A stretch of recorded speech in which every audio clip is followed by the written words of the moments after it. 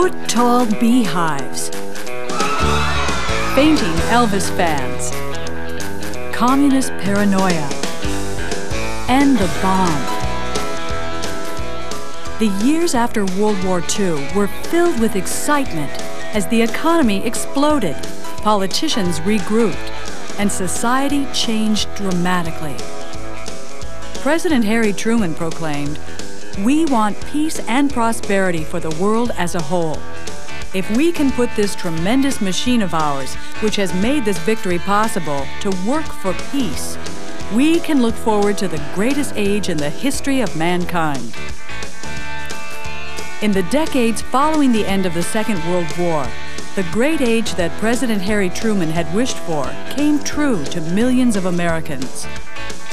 The United States entered a period of unprecedented economic growth and prosperity that, for the first time in history, boosted a majority of American families into the middle class and made their American dream a reality.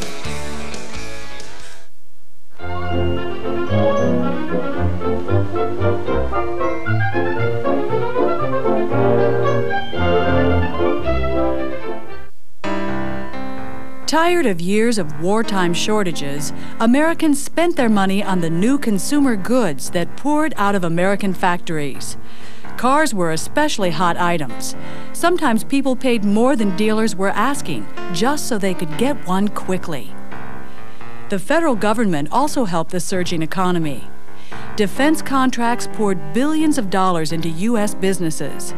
Continued government funding for research stimulated innovations in the electronics and aerospace industries and in scientific research. The United States was once again the land of opportunity, as newly trained scientists, business leaders, and workers turned their attention to producing new inventions, televisions, radios, and gadgets of all kinds. As sales soared, American corporations grew bigger and more profitable than ever before. And corporate leaders like Henry Ford II and RCA's David Sarnoff became national heroes. New technologies were also enabling factories to produce more goods with fewer workers. America's booming mass consumer economy was also changing the very nature of work. What must be grasped is the picture of society as a great salesroom, an enormous file, an incorporated brain, a new universe of management and manipulation. C. Wright Mills, sociologist. More and more people worked in offices or provided services as members of the country's exploding white-collar workforce. The old middle class, which was your professional classes, your managerial classes, is now expanding downward to include the people who made the washing machines and the dryers, the cars, the Jeeps, and the airplanes, and so on, so that people who before the war would have been considered working class factory workers become members of the middle class. Farmers also prospered as new machines, chemical fertilizers, and pesticides revolutionized American agriculture. In 1910, one farmer could feed 8 people a year. By 1950, one farmer fed 15. Foreign tourists marveled at the fruit, vegetables, and packaged goods that overflowed supermarket shelves. Even dog food came in several varieties and flavors. It's interesting how we invent labels to describe one era or another. And sometimes we call the period after 1945, after the end of World War II, the affluent era. But that hides the other side of America that remained mired in poverty, in substandard housing, who couldn't achieve the American dream. Not everyone participated in the prosperity of the post-war era. Many American women who had worked during the war were sent home to make room for returning GIs. African Americans and other minorities found that racial discrimination let them climb only so far up the economic ladder of opportunity. Many Americans still lived in poverty. These were real problems, and President Harry Truman figured he had the solution.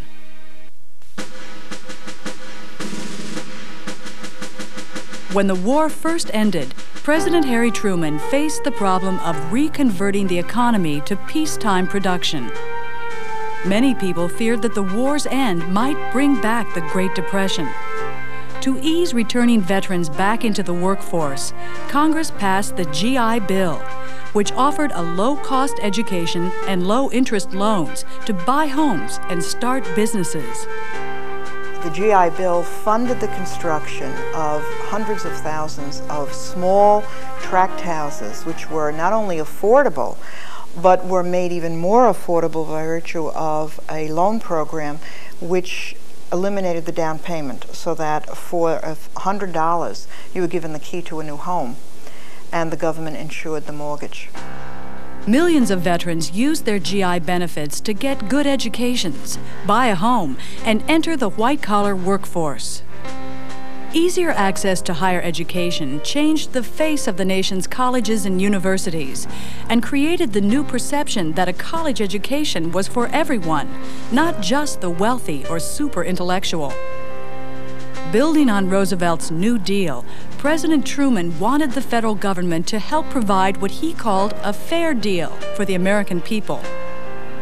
Truman pushed for a higher minimum wage, extended Social Security benefits to 10 million new workers, and fought for public housing and other programs to help the poor. The years following World War II also witnessed a series of breakthroughs for African Americans, as Jackie Robinson broke the color line in Major League Baseball in 1947, and Ralph Bunche won the Nobel Peace Prize in 1950.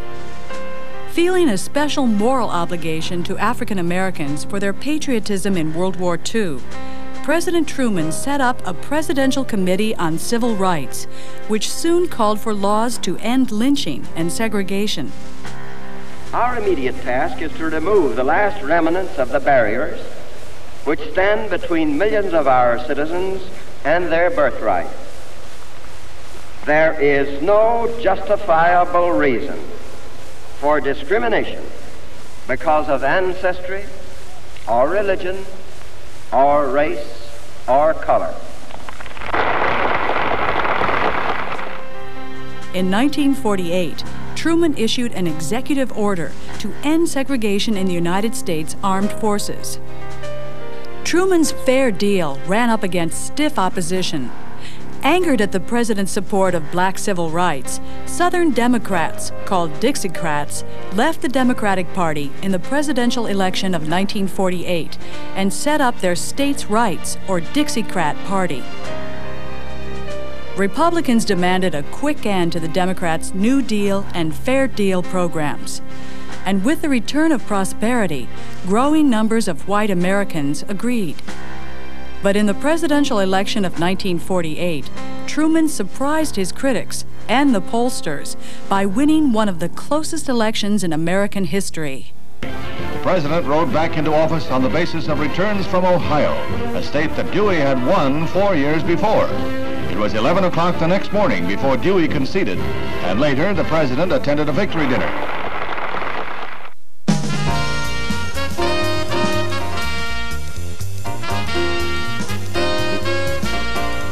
This is Levittown, all yours for $58. You're a lucky fellow, Mr. Veteran. Uncle Sam and the world's largest builder have made it possible for you to live in a charming house in a delightful community without having to pay for them with your eye teeth. The day after this ad ran, 1,400 eager families lined up in a single day to buy a 4-room house from Bill Levitt. People wanted convenient, affordable housing, and they wanted it now. To fill the need, Bill Levitt started producing homes like Henry Ford produced Model Ts, simple, durable, and inexpensive. Americans poured into the new suburban communities springing up on the crabgrass frontier. Here, people found their American dreams. Prosperity allowed new suburbanites to fill their houses with new furniture and the latest appliances, and to pursue lives built around home and family. Backed by a thriving economy and GI Bill benefits, Americans began to marry younger and faster than ever before. And once they married, they began to have children. Lots of children. Lots and lots of children. The baby boomers, as they're called, became the largest generation in the nation's history. They would grow up in the most affluent society in the history of the world and share their homes with an invention that would transform American civilization. Retreating into their new playrooms and dens, Americans spent their evenings with their eyes glued to the set. By the 1960s, Americans on average spent more time watching television than doing anything else but sleep and work. The movie theaters, drama, museums, all these things, it's not that important to, after work, to now jump in the car and drive 30 miles for the second time that day, to have some sort of social or cultural life that was in the city. TV would take the cultural life and send it to you. From the very beginning, advertising was the life's blood of television, which was unsurpassed in its ability to sell standardized products to a mass audience. Game shows like The Price is Right and the $64,000 Question brought the flood of new brand-name goods into American homes. Soon, more advertising dollars were spent on television than on any other medium. Television shows like Ozzie and Harriet and Father Knows Best reflected Americans' interest in home and family. They showed Americans what the perfect family should look like: a strong father with a good job, a sweet mother who cooked and took care of the home, and well-behaved, if sometimes mischievous, children. With Dad able to earn enough money on his own to provide for the whole family, more and more Americans came to believe that a woman's place was in the home, supporting her husband and caring for her children. After we got out of the service and married, our generation was expected to stay home, keep the house, and raise the children, which is what a majority of us did. A lot of the fellas went to school on the GI Bill. We bought homes, bought appliances, sent our children to dancing school. At the same time, more women were working than ever before. But employers usually paid them less, reasoning that men were the real breadwinners, so women didn't need an equal wage. There was much less dissatisfaction with the inequity in pay initially at the end of the war. In part because most women agreed generally that the husband was to be the breadwinner, and the ideal family was being shown to them in the magazines, in the newspapers, in Life magazine, for example, and on the television. Many suburban women were pleased with their lives. They found constructive outlets working for the PTA, church groups, and other organizations. But beneath the surface of happy conformity was a growing undercurrent of unrest. Companies which made a big profit selling us all those washing machines, dryers, freezers, and second cars were overselling us on the bliss of domesticity to sell us more things. In 1963, Betty Friedan's book, The Feminine Mystique, would help expose the hidden problems of American housewives and help fuel the feminist movement of the 1960s. But in the 1950s, all appeared well with the American family. The same could not, however, be said about developments elsewhere in the world.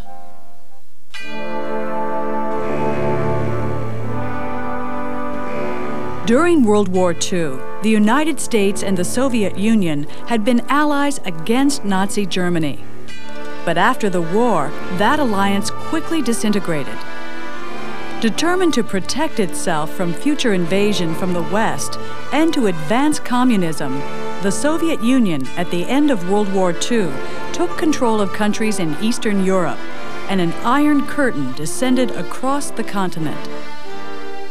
At the present moment, in world history, nearly every nation must choose between alternative ways of life.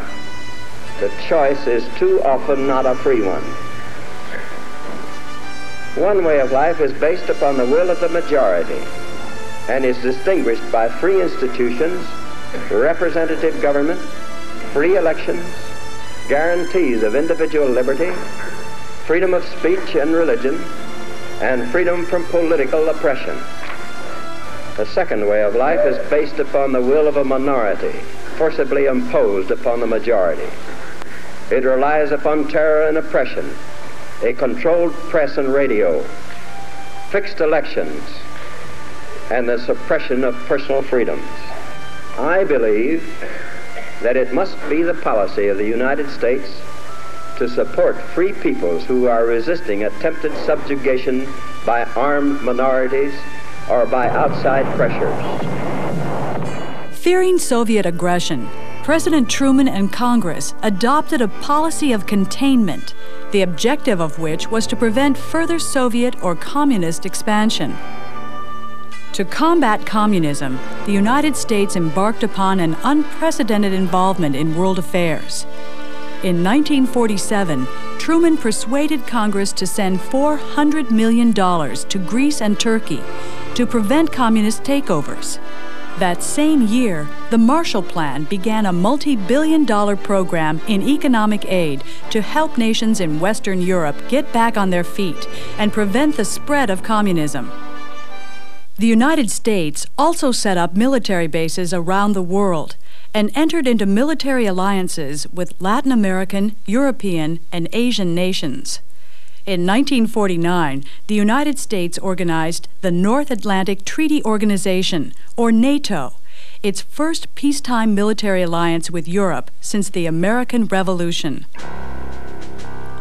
That same year, China's long and bitter civil war ended when communist armies, led by Mao Zedong, defeated Chiang Kai-shek's American-backed nationalists. The world's most populous nation was now under communist control. On a map, more than half of the world now looked red.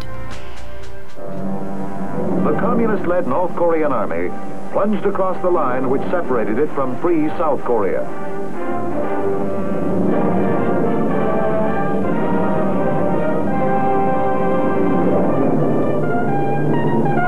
And now, once again, the soldier was on foreign soil, making his soldier's way through the kind of troubles which had always beset his brothers. When communist North Korea invaded South Korea in 1950, the Cold War turned hot. Truman sent American troops into Korea and anticipated a quick victory. But when troops from the United States and its UN allies got too close to the Chinese border, 33 Chinese divisions poured into North Korea and pushed them back to the 38th parallel. Alarmed by Truman's apparent inability to win the war, Americans elected Dwight D. Eisenhower president in 1952. Threatening the use of nuclear force, Eisenhower prodded the North Koreans into signing a ceasefire in 1953. By then, more than 54,000 Americans had lost their lives. Determined not just to contain, but to roll back communist expansion, President Eisenhower wanted to increase American military strength. But Ike also had promised to reduce government spending. How was he to increase the military without running up the national debt? Eisenhower found the answer by shifting from costly troops and conventional weapons to a reliance upon air power and nuclear weapons.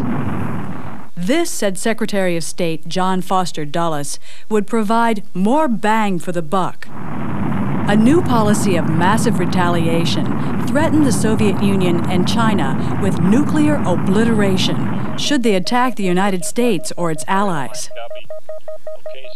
Afraid that the United States' nuclear advantage would put them at the mercy of the United States, the Soviet Union accelerated its own missile program.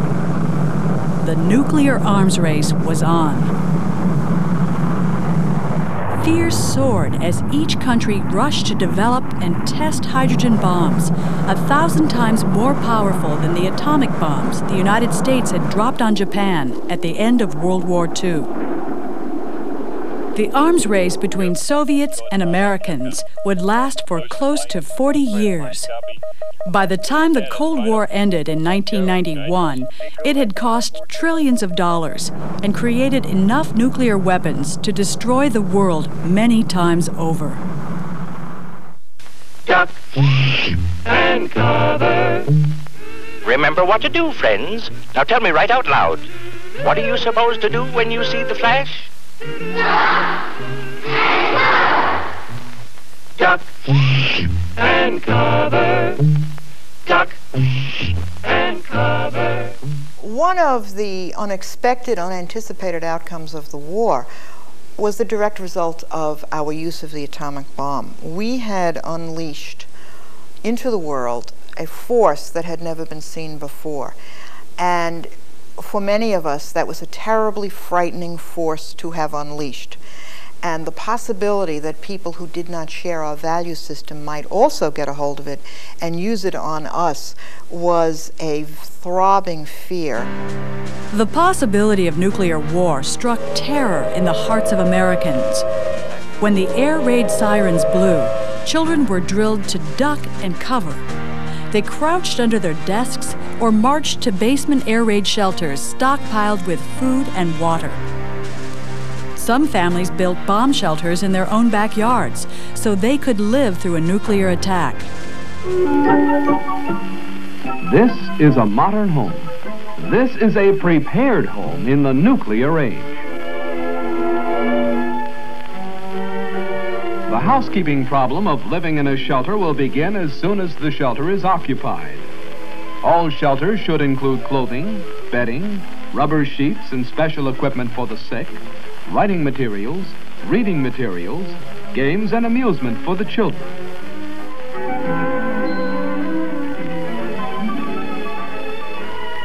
No matter where you live, a fallout shelter is necessary insurance. It will not be needed except in an emergency, but in an emergency, it will be priceless as your life. The bomb shelter was an eerie symbol of the nuclear family in the nuclear age. Families wanted to seal themselves off from the growing dangers of the outside world.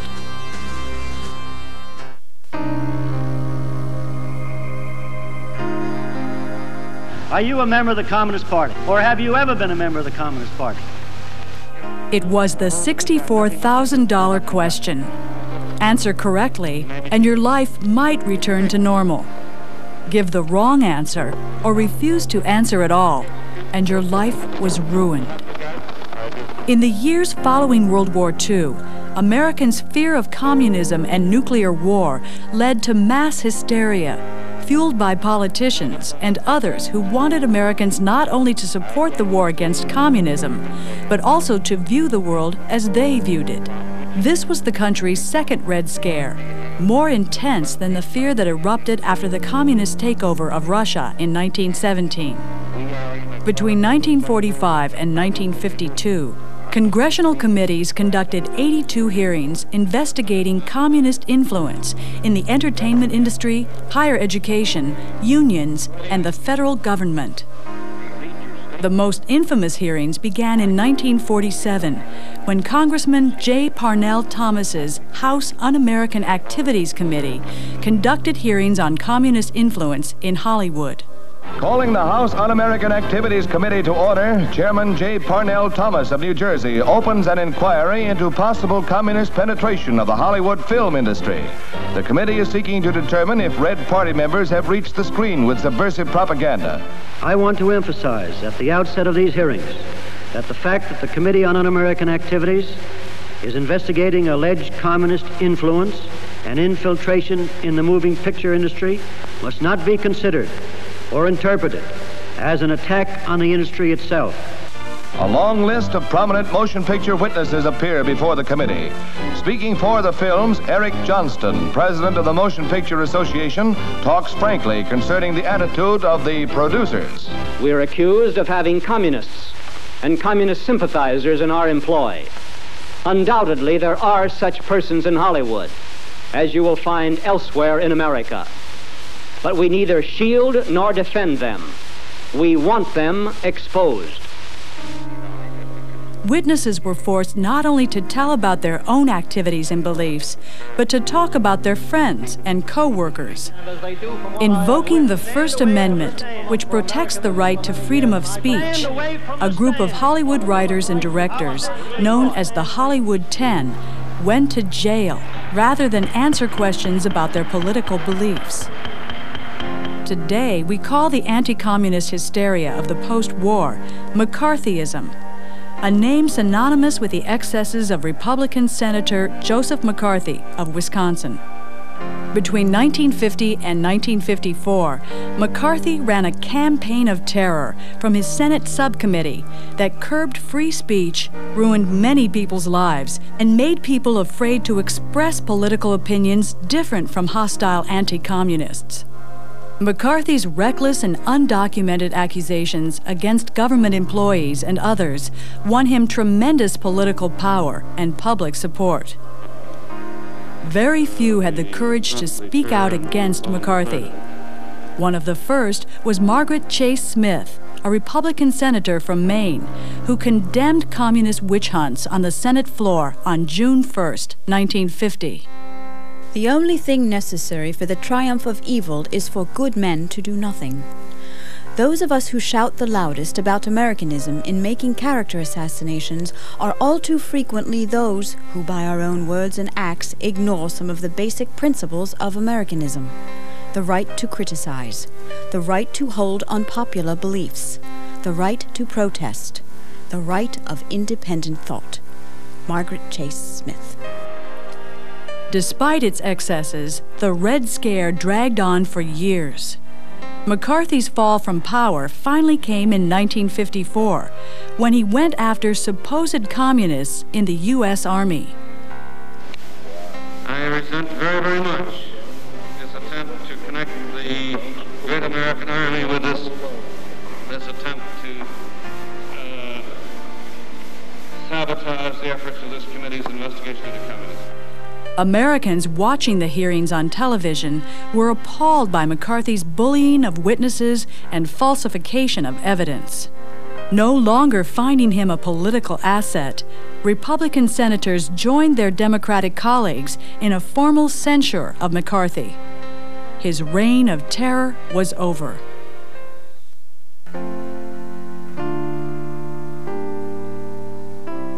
Years of investigations and hearings turned up few actual communists. But the second Red Scare did cost thousands of people their jobs and created a pervasive atmosphere of fear.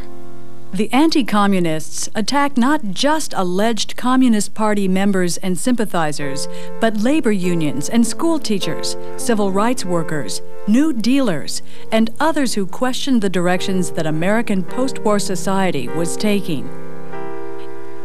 The entertainment industry avoided controversy by blacklisting hundreds of people. Hollywood and television stopped making films and shows dealing with social issues and stepped up production of lighthearted musicals and comedies and action adventures with law and order and anti-communist themes. Conformity and consensus, a coercive narrowing of public speech and opinion, came to dominate American life. But even as the Red Scare gripped the nation, events in the American South were laying the groundwork for perhaps the greatest social movement of the 20th century.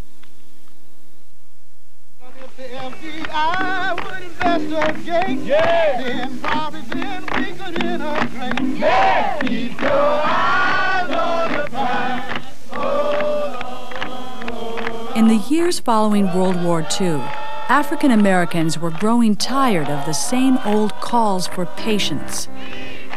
Backed by the Cold War rhetoric that spoke of the United States as the land of liberty and equality, and by the economic gains that they had made since the end of the Great Depression, African Americans mobilized to end the American South's system of racial segregation and discrimination. After the war, NAACP lawyers mounted a constitutional challenge on segregation in the nation's schools on the grounds that separate education was inherently unequal. In 1954, the United States Supreme Court agreed. The court ruled that to separate children in school solely because of their race generates feelings of inferiority as to their status in the community that may affect their hearts and minds in a way unlikely ever to be undone. The Supreme Court's ruling in Brown versus the Board of Education overturned the Plessy versus Ferguson decision of 1896. After close to a half-century, separate but equal was no longer the law of the land. In the years following Brown versus the Board of Education, African Americans in the South began to openly challenge segregation. In December 1955, Rosa Parks was arrested for refusing to give up her seat to a white person on a bus in Montgomery, Alabama. And a young minister by the name of Martin Luther King led black citizens in a year-long boycott of the city's buses. In December 1956, the Supreme Court ruled that Alabama laws segregating black passengers on public transportation was unconstitutional. The next year, Congress passed the first Civil Rights Act since Reconstruction to protect African Americans' ability to vote. White supremacists in the South struck back, organizing white citizens' councils to resist integration. I will not force my people to integrate against their will. I believe in the democratic processes and principles of government wherein the people determine the problems on the local level, which is their right. In the fall of 1957, a federal court ordered school authorities in Little Rock, Arkansas, to admit 9 black students to the all-white Central High School. One of them was Elizabeth Eckford. I looked into the face of an old woman, and it seemed a kind face. But when I looked at her again, she spat on me. Elizabeth Eckford. President Dwight D. Eisenhower preferred a gradualist approach to integration. But when Arkansas Governor Orville Faubus refused to allow Elizabeth Eckford and the other black students to enter Central High, Eisenhower sent federal troops to make sure that integration took place as the law demanded. In the following years, the civil rights movement would transform American society, dismantling the system of racial segregation that had been in existence for more than 80 years. African Americans were not the only people seeking change. American intellectuals, artists, and youths were also beginning to rebel against the consensus and conformity of the post-war world.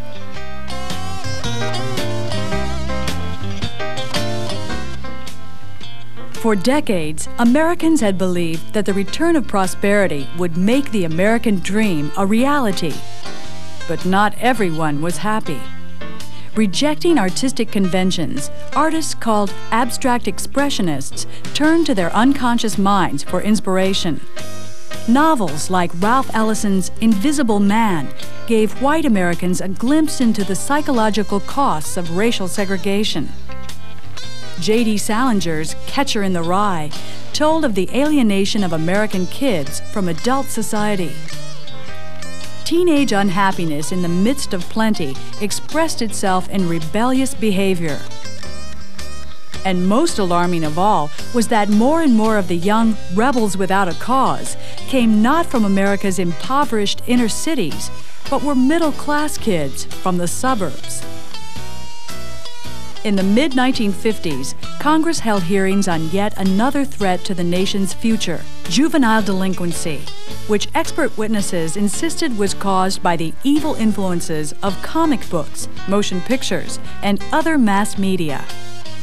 In the 1950s, teenagers found a new soundtrack for their lives in a music that emerged, like jazz before it, from the world of African Americans.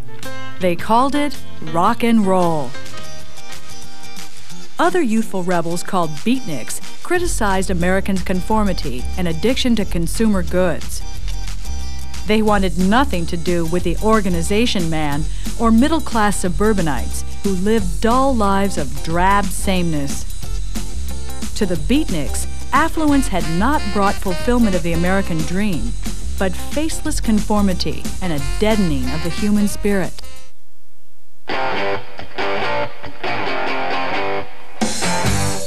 The end of World War II had ushered in an era of unprecedented prosperity. Economic growth spurred by technological advances had transformed many Americans' lives. But affluence had not solved all of the nation's problems. Even as post-war families raised their children and pursued their American dreams, movements for reform and rebellion were already taking shape and gaining momentum. In the 1960s, the United States would enter a new era of conflict and reform, an era in which Americans would again struggle to achieve freedom and justice for all.